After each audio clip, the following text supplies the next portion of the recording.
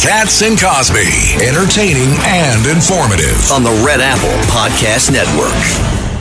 And now let's go to KT McFarland. And KT is our speaker in Southampton tomorrow. Oh, that's good. Saturday. Saturday. I thought it was Friday already. My God.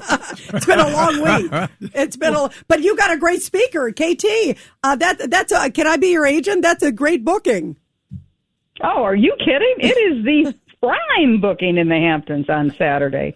Absolutely. I mean, all the movers and shakers show up. They come, they go to this luncheon at a very fancy restaurant in Southampton. Every one of them comes and kisses the ring of John Catsimatidis. No. And then, first of all, that's not true. And second, it's breakfast. It's breakfast. It's breakfast. It's like John sits at a table, and then they all come up. You know, maybe they don't kneel and genuflect like they did in Godfather Part 3, but they all come and kiss the ring. Well, we get it for free. We get it for free. So let's move on. Let's talk about. Give us your gut feeling. What the heck is going to happen in Iran? What's going on? I think President Trump is being presented right now with three options: small, medium, and large, basically. One is to, continue what you're doing, bombing a little bit every night, hoping they come back to the negotiating table, hoping at some point in the not-too-distant future you break their will. The second option would be, so that's the small option. The big option would be go in and hit them with everything, and then go in and do a sudden shock and awe, go after their civilian infrastructure, go after their bridges, go after their water desalinization plants, go over their energy infrastructure, just level it. And then the medium option will be, I think, go after Pickaxe Mountain, which is the one we think new nuclear site, which is either a new one or it's got stuff from the old sites that have been moved into Pickaxe Mountain, buried deep in the mountains. We absolutely can get that, bunker buster bombs. I think the other thing that they'll be presenting is, the IRGC is not budging. Maybe we're working now with the third tier of leaders. We've killed the first and second tier. Maybe it's time to take out the third, fourth, and the fifth tier of leaders until we find somebody who will do a deal. So how complicated is that? Like you just said, KT, I mean, you see these people out there that are, quote, the more moderates, and you see the statements from them. I mean, they're darn right frightening. They don't sound like moderates at all. No, but remember, it's crazy and crazier. But part of what they're saying that's a good is, KG, that's a great line. They're crazy and crazier, and the really crazy ones want to be martyrs. No deal is good enough for them. They just want to kill every Christian, every Jew, every Muslim who doesn't agree with their variety of Islam, and they're not going to be persuaded. They'd rather be martyrs. The other ones, the more practical ones, they may not like it, but they don't want to be martyrs. And so those are the ones you want to do a deal with. Those are crazy, not the crazier. They're just the crazies. And they've been pretty, I think they need to do it. They know they can't survive much more of this because as a country of 91 million people, they're smart people, they're well educated by and large. You have to have some livelihood for these people. And if President Trump does the extreme option, those people it'll take them a generation before they even can climb back to where they were. Yeah. So how do you get the IRGC? One of the things we talked about the other day, John, I think you asked it was Admiral Harwood or Blaine, but one of them was saying, maybe it was Admiral Harwood. It was different numbers. We heard from Blaine. I think it was like 20 or 30,000. Maybe he's talking about the leadership, but Harwood said about 150,000, including the leadership. But that's a lot of people. It's not a lot of people in a country of 91 million people. And that's not nearly the size of, for example, of the American military. Right. No, you're right. In that comparison, yeah. And then the other thing that I think is just fascinating that no one has remarked on, so there are two militaries in Iran. There's the Revolutionary Guard. They came in with the Ayatollah in 1979, 1980. These are the true believers. They'd rather be martyrs. But then there's an army, a professional army that predates the IRGC, and that's the Iranian army. And President Trump has, by and large, left them alone.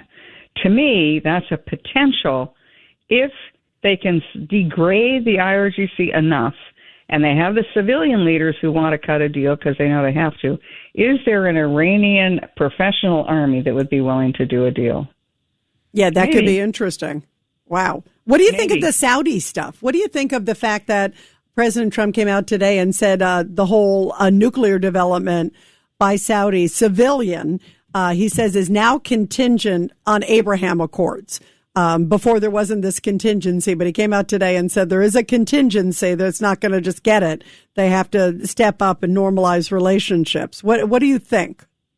That's actually the bigger takeaway in a weird way, is because the Saudis were the last piece of the puzzle for the Abraham Accords.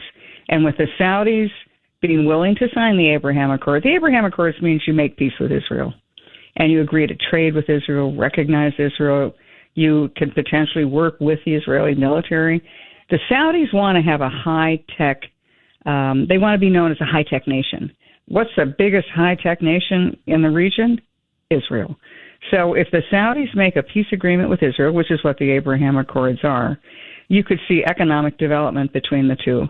But what it does is it combines the Gulf Arabs, Bahrain and Kuwait and UAE, but most particularly the Saudis, with the Israelis, with the United States. And at the same time, the countries right around Israel, Lebanon, Jordan, Syria, they're signed on to having some kind of a relationship with Israel as well. So you could see a Middle East where there's one odd man out, and that's Iran. Everybody else is at peace, and they're trading with each other, and they're working together. I think that's the big takeaway. These guys have been fighting with each other since, like 1000 BC, these tribes have been. They called them different stuff then. The Palestinians used to be the Philistines. But if you can possibly get a deal where they're all trading with each other instead of trying to kill each other, it would be an incredible lasting legacy for the world. Ed Cox. So, KT, as part of that, what's going on in Lebanon? It looks like the Lebanese government and army are now stepping up. Are we behind that in training them and getting them so they can, in fact, take over from Israel where the Hezbollah are? Yeah, so the country of Lebanon, as you know, Ed, before the Lebanese Civil War, was a Paris of the Middle East. It was a sophisticated country, well-educated people, but it went through a civil war in the 70s, and it's just sort of gone downhill from then. And the Hezbollah, Iran's proxy military, has been running Lebanon. But now that President Trump has done a deal with Lebanon, Israel is occupying part of Lebanon, and what Israel's trying to do is it doesn't want to kill Lebanese, it wants to kill Hezbollah in Lebanon. And that is a potential. It has a potential of really working well. Why? Because Israel has shown that it knows how to take out proxies, Hamas being the great example. It also shows that Iran doesn't have a lot of extra money. So the money that Iran was giving to Hezbollah and Hamas and the Houthis and everybody else, that's all drying up. So there may be a prospect there where Lebanon could be a sovereign nation again, I guess is the way to say it, the same way that Syria is now a sovereign nation. Well, that would be very interesting. And listen, especially if the Lebanese government can play a role in that and take control back of their country, that would be enormous. So huge. let's see where it goes. KT, thank you. We always love your perspective, and I'm sure you're going to have a good time on Saturday morning. KT, I look forward, and she's bringing her daughter, who is an officer, assembly person in Sarasota. She's a state representative, the Florida State House, and has been called by the Wall Street Journal and others as a rising star in South Florida politics. Oh, wow, how that's cool. wonderful. Wow, good genes. She has good genes. And she's even on the short list, John, for Lieutenant Governor of Florida. Wow. Wow. Oh, my God. Keep us posted. I can't wait to hear more about this breakfast, KT. Well, we'll see her on Saturday. You got to fill me in. 2 days. Okay. Thank you. Thank you so much.